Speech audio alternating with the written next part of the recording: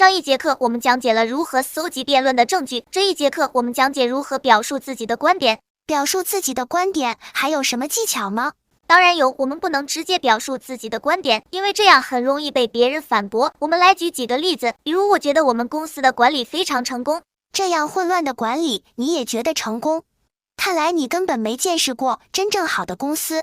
再比如我认为政府应该支持禁烟。政府要是支持禁烟的话，早就禁烟了，还需要等你来讨论吗？记住，反驳别人的观点是人类的本能，因为这样可以得到优越感。为了让自己的观点不被反驳，我们要采取一些措施和技巧。首先，我们学习第一个技巧：事实与观点混合。在上一节课证据选择当中，我们讲解了如何精挑细选证据，现在就是使用这些证据的时机了。我们要在表述观点之前，加上一个我们精心准备的事实来作为证据，这样别人想要反驳的时候就会比较困难。举例证明环境政策有效。最近几年，城市的空气质量得到了改善，这证明了当前的环境政策是多么的有效。这个句子前半段是事实，后半段是观点。可是空气质量的改善，并不能说明完全就是环境政策的功劳呀。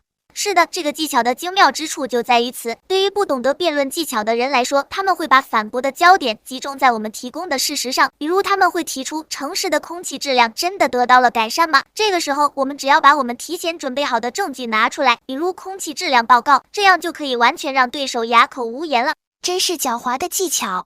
少废话。举例证明教育系统是失败的。我们的学生参加评估测试的分数低于国际平均水平，这清楚地表明了我们的教育系统是失败的。那如果我准备的证据不是很充足，这个时候应该怎么办呢？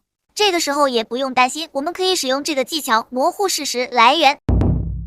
如果事实准备的不是很充分，我们也可以使用这个模糊事实来源的技巧。举例论证使用手机的坏处。有研究显示，晚上使用手机会导致睡眠障碍，因此建议晚上别用手机。这里我们只需要模糊地指出有人研究过就行了，不需要指出具体的内容。举例论证需要经济改革。很多专家认为当前的经济政策不成功，我们需要经济改革。举例论证气候变化的严峻。有多个环保组织指出，未来10年内气候变化将导致重大自然灾害。这个技巧另一个巧妙之处就在于，即使最后被强烈的反驳，我们也可以说这是别人的观点，我们只是转述而已。如果我们完全没有准备事实，这个时候是不是就不能再说出我们的观点了？这个情况下说出自己的观点就非常的危险了。但是我们还有一个技巧可以尝试使用，那就是断言式陈述。如果迫不得已真的要直接说出自己的观点，那么可以使用这些断言式的词汇来加强自己观点的说服力。这些词汇包括无可争议、显然、毫无疑问、毋庸置疑等等。举例论证减税政策正确性。无可争议，减税是促进经济增长的最佳政策。举例论证不让学生使用手机。毫无疑问，对学生使用手机进行限制是提高他们学习效率的关键。举例论证私家车对交通的影响。